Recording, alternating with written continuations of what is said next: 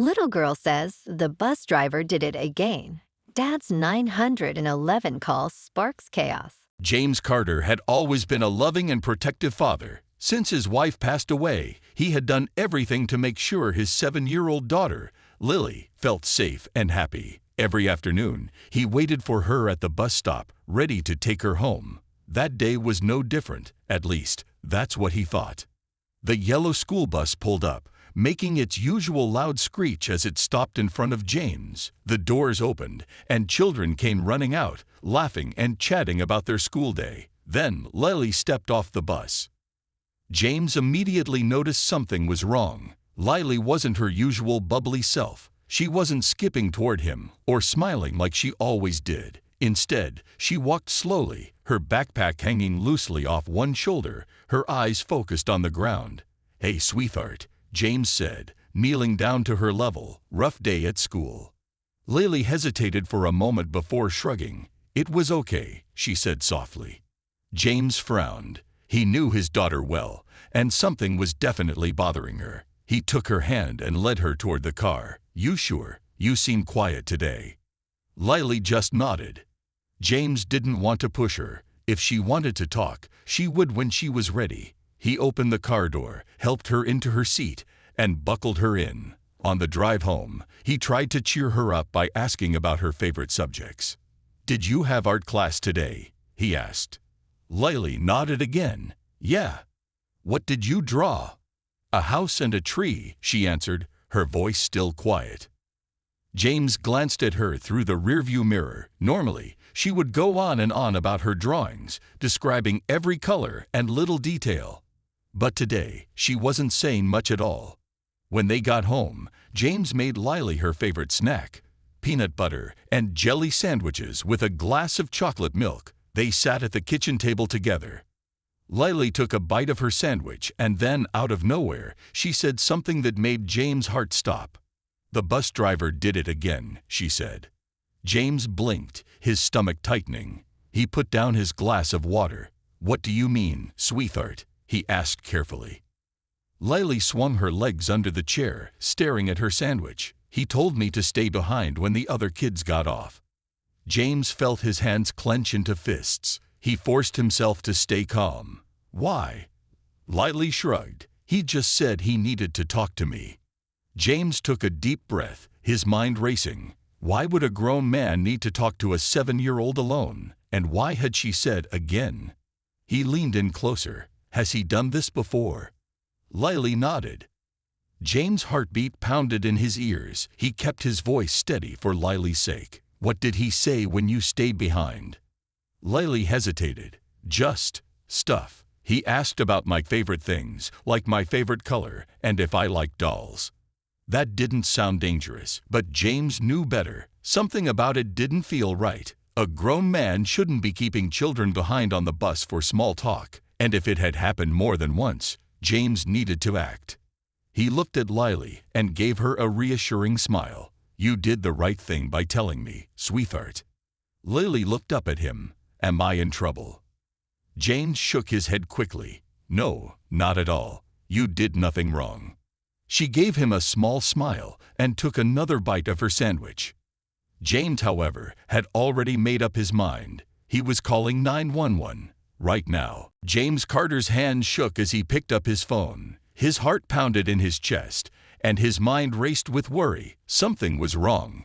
He knew it deep in his gut. No bus driver should be keeping a child behind after the other kids had left. Not once, and definitely not again.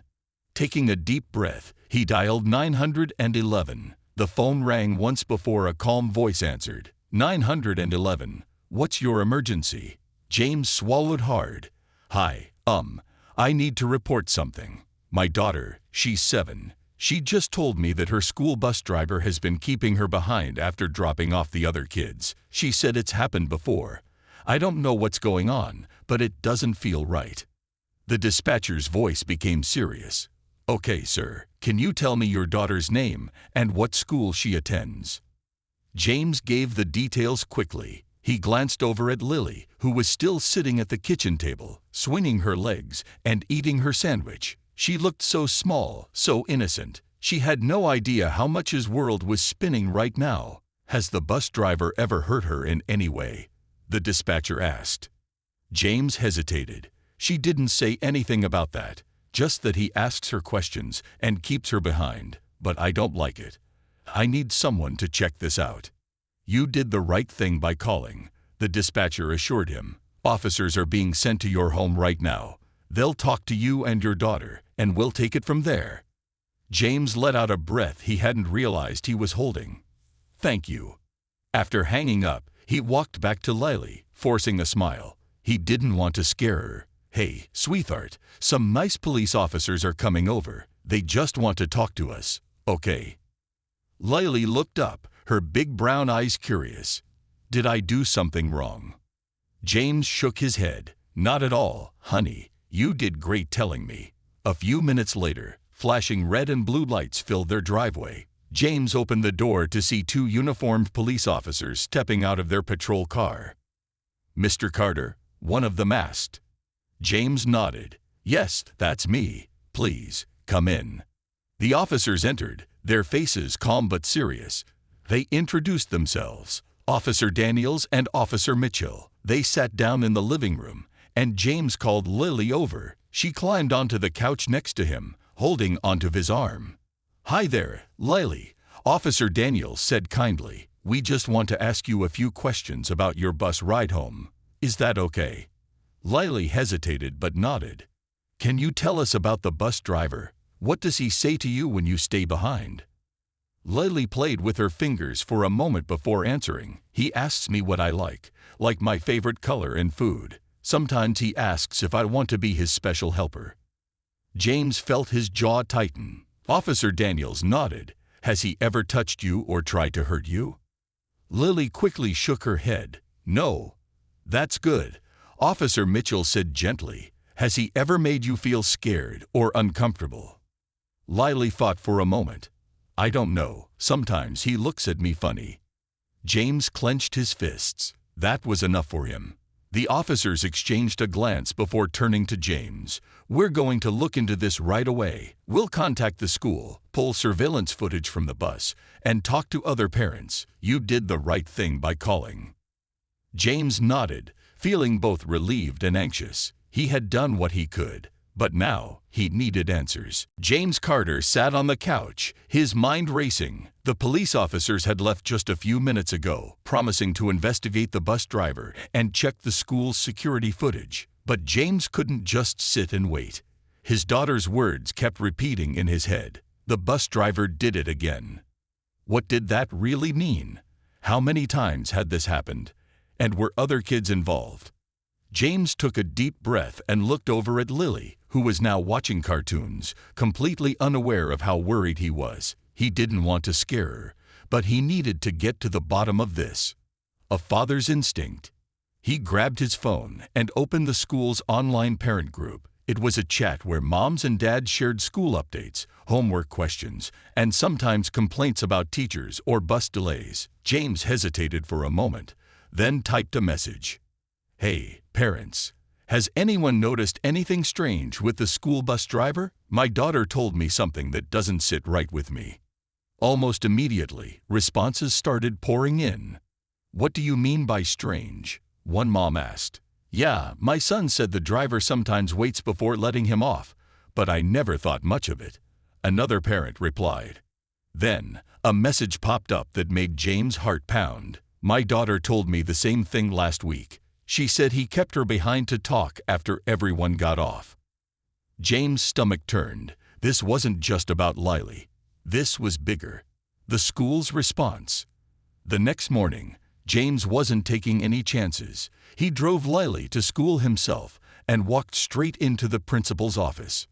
Principal Harris, a middle-aged woman with glasses and a strict but fair attitude, looked up in surprise as James stepped inside. Mr. Carter, is everything okay?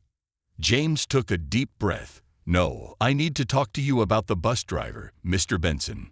The principal's face shifted slightly, as if she already knew something was wrong. What about him? James explained everything. Lily's words, the other parents' concerns, and the fact that police were now involved. Principal Harris sighed. We take these matters very seriously. I'll pull the bus footage right away and review it with the authorities. James nodded. Good, because if something is happening on that bus, I want to make sure no other child goes through it again. The first clue. That afternoon, James was waiting at the school entrance when the principal called him back in. He walked into her office, where Officer Daniels was already there. We checked the surveillance footage, Principal Harris said, her face tense. And while nothing obvious happened, we did see something concerning. James clenched his fists. What? Officer Daniels pulled out his notepad. The bus driver, Mr. Benson, was seen frequently delaying the route. He would let all the other kids off, then sit with certain students for a few extra minutes before finally letting them go. James' stomach twisted. We're also hearing similar reports from other parents. Officer Daniels continued. This might not be just about your daughter. We need to dig deeper. James felt both relieved and angry. He was glad the police were taking action, but furious that this had been going on for who knows how long. Lily's final clue. That evening, James sat with Lily before bedtime. He needed to ask her one last thing. Sweetheart, when Mr. Benson kept you behind, did he ever say anything strange, anything that made you feel weird? Lily thought for a moment. He told me I was his favorite. James felt his heart hammer in his chest. This was far from over. James Carter barely slept that night. His mind kept replaying Lily's words. He told me I was his favorite. That didn't sit right with him. Why would a grown man say that to a child? Why had he kept her behind multiple times? And why were other parents now saying their kids had similar experiences? By morning, James was even more determined to get answers. Parents speak up. After dropping Lily off at school, James checked the parent group chat again. More messages had come in overnight. My son told me Mr. Benson asks him weird questions too. My daughter said he once asked for a hug before she got off the bus. Why are we just finding out about this? James felt anger rising in his chest. These were innocent children, and the school had trusted this man to drive them safely home. How had no one noticed this before? Then, another message appeared. I reported Mr. Benson last year. The school said they'd look into it, but nothing happened. James' hands clenched into fists. This wasn't just about Mr. Benson's behavior now. It was about a pattern that had been ignored. Confronting the principal. That afternoon, James didn't wait for an invitation. He walked straight into Principal Harris' office. She looked up, clearly exhausted from dealing with a growing number of concerns. Mr. Carter, I understand your frustration. James cut her off. This isn't just frustration. This is about our kids' safety. You knew about complaints before, didn't you? Principal Harris hesitated. We followed protocol. There were no official charges against Mr. Benson, and we didn't have enough evidence to remove him. James shook his head. So you waited until now? Until multiple parents spoke up. The principal sighed. Mr. Carter, we are taking this seriously now. We've placed Mr. Benson on temporary leave while the investigation continues. The police are reviewing all past complaints. If anything inappropriate happened, justice will be served. James wasn't satisfied, but at least it was a step forward. You better make sure no other child gets put in danger, he said firmly before walking out. Lily's fear. That night, as James tucked Lily into bed, she looked up at him with worried eyes. Daddy, am I in trouble because I told you? James' heart ached. He sat down beside her and brushed her hair back gently. No, sweetheart, you did the right thing. You helped other kids too. Lily hesitated. Is Mr. Benson mad at me? James took a deep breath. You don't have to worry about him anymore. The police are making sure everything is okay. Lily nodded, seeming a little more at ease. She yawned and closed her eyes, finally drifting to sleep. James sat there for a moment, watching her. He had done the right thing by speaking up. But deep down, he knew this wasn't over yet. James Carter woke up the next morning feeling restless. Even though Mr. Benson had been placed on leave, James didn't feel at ease. Something told him there was more to this story, something the school and the authorities hadn't uncovered yet. As he got Lily ready for school, she seemed more relaxed than before. Without Mr. Benson driving the bus, she felt safer. But James knew he couldn't stop until the truth came out. A call from the police. Just as James finished his morning coffee, his phone rang. It was Officer Daniels. "Mr. Carter, we need to meet. We found something." James' heart pounded. "I'll be there in 10 minutes. He quickly dropped Lily off at school, making sure she felt safe, then rushed to the police station. When he arrived, Officer Daniels and another officer, Detective Ramirez, were waiting for him. We reviewed more of the surveillance footage from the school bus. Officer Daniels said, "At first, nothing seemed too alarming, but then we noticed a pattern." James leaned forward. "What kind of pattern?"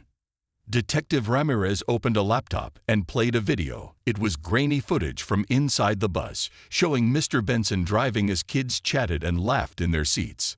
But then, as the bus emptied, James noticed something strange. Mr. Benson kept looking in the rearview mirror, watching the last child left behind. In several clips, that child was Lily. Then came the moment that made James' blood run cold. In one video, after all the other kids had left, Mr. Benson parked the bus and turned toward Lily. Though the audio wasn't clear, he could be seen talking to her, leaning in closer than necessary. "He's not touching her," Officer Daniels said, "but this isn't normal behavior for a school bus driver." James clenched his fists. "What else did you find?" Detective Ramirez clicked on another file. "We pulled his records. There were complaints about him at his previous job, but they were dismissed due to lack of evidence." James' jaw tightened. "So he's been doing this for years, and no one stopped him." The officers exchanged a look. "We're building a case," Officer Daniels said. "But we need more. We need parents to come forward officially." James didn't hesitate. "I'll make sure they do." The parents take action.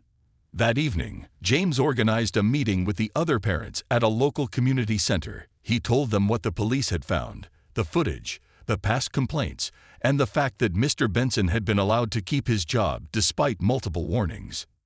One by one, parents stood up. "My daughter said he always made her sit in the front seat. My son told me he felt weird around him, but was too scared to say anything. We have to make sure he never drives another school bus again." The room filled with voices of agreement. One mother, her hands shaking, spoke up. "What if they just let him go and hire someone else like him?"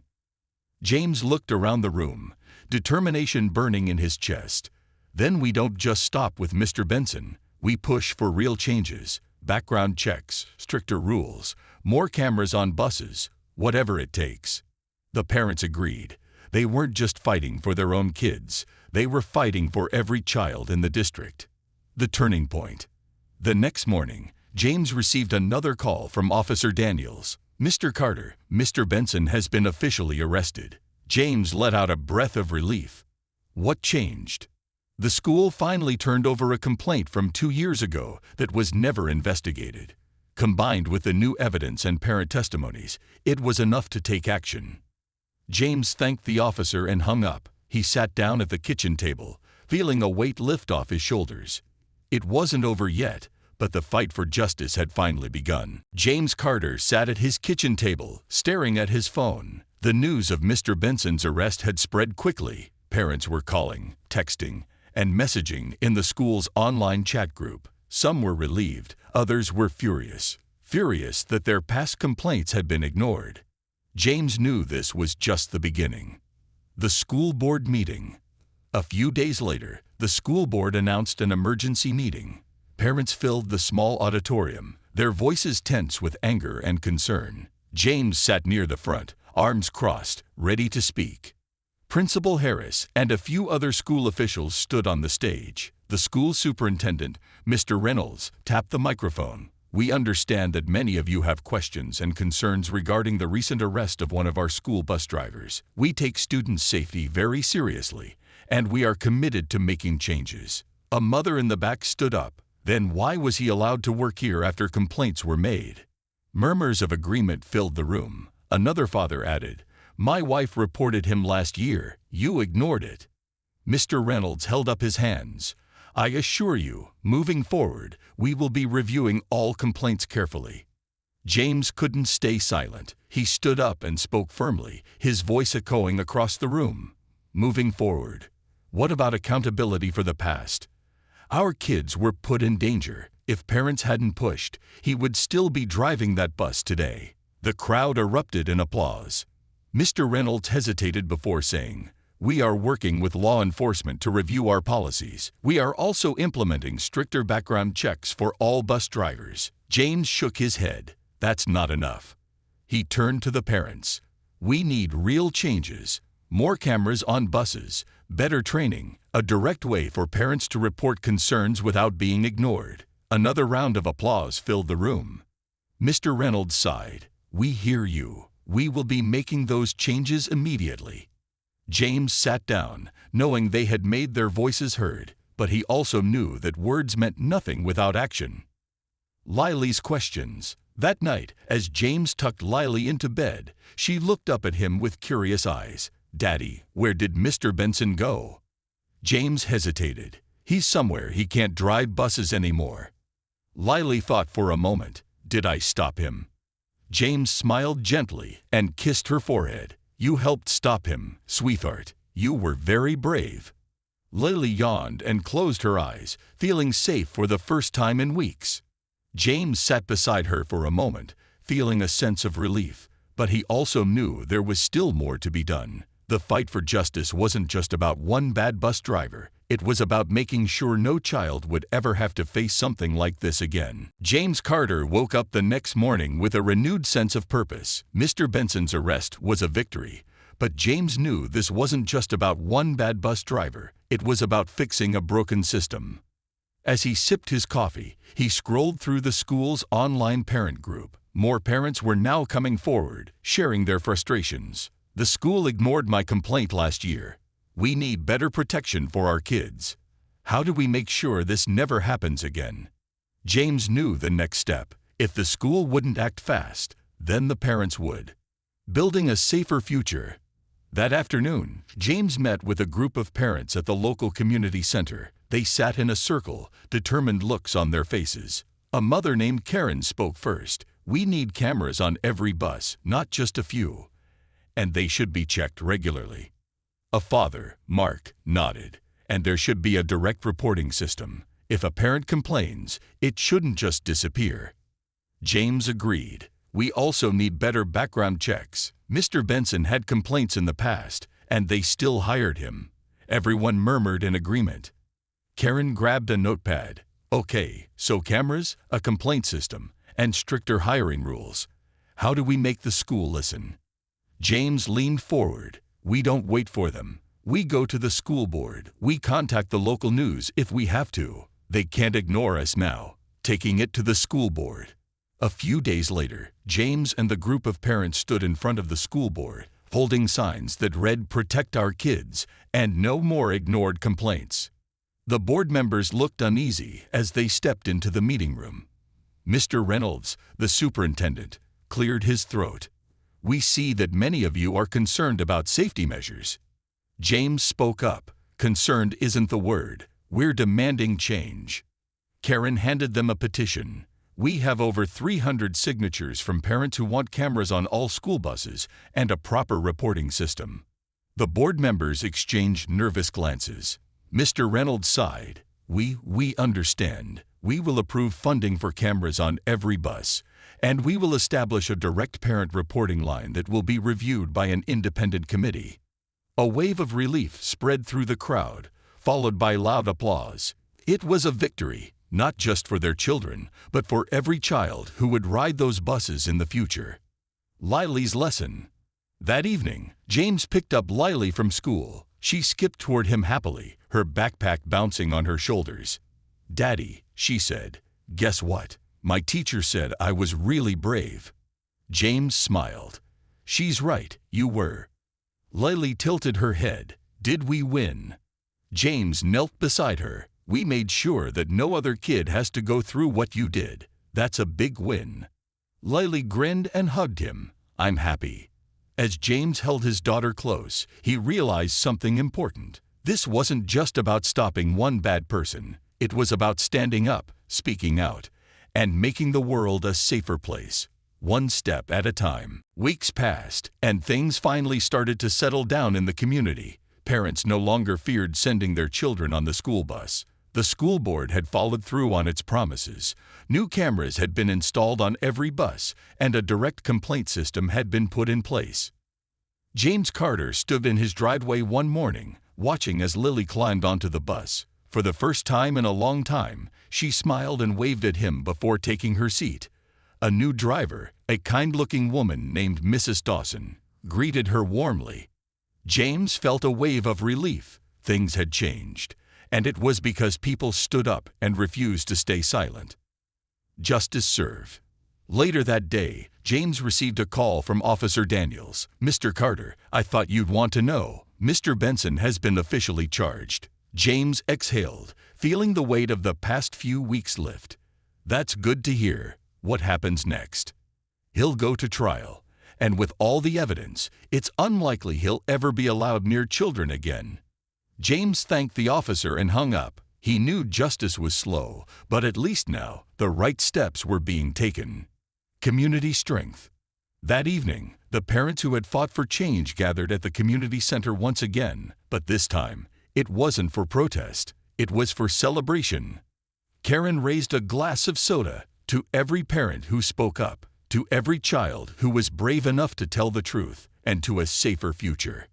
Everyone cheered. Mark, one of the fathers, patted James on the back. "You started this. If you hadn't listened to Lily and pushed for answers, who knows how long this would have gone on." James shook his head. "We all made this happen. And the best part, our kids will never have to be afraid again." The room was filled with smiles and laughter. For the first time in weeks, parents felt at peace. Lily's final question. That night, as James tucked Lily into bed, she looked up at him with her big, curious eyes. "Daddy," she asked softly. "Yes, sweetheart. Are there other kids who need help, like I did?" James thought for a moment. "There might be. But now, because of you, people will listen when they speak up." Lily smiled. "Good." James kissed her forehead and turned off the light. As he sat in the quiet of his home, he realized something important. This wasn't just about one bad bus driver. It was about making sure no child ever felt afraid to tell the truth. It was about teaching parents to listen, to act, and to protect their children. And most of all, it was about proving that even the smallest voices could make the biggest difference.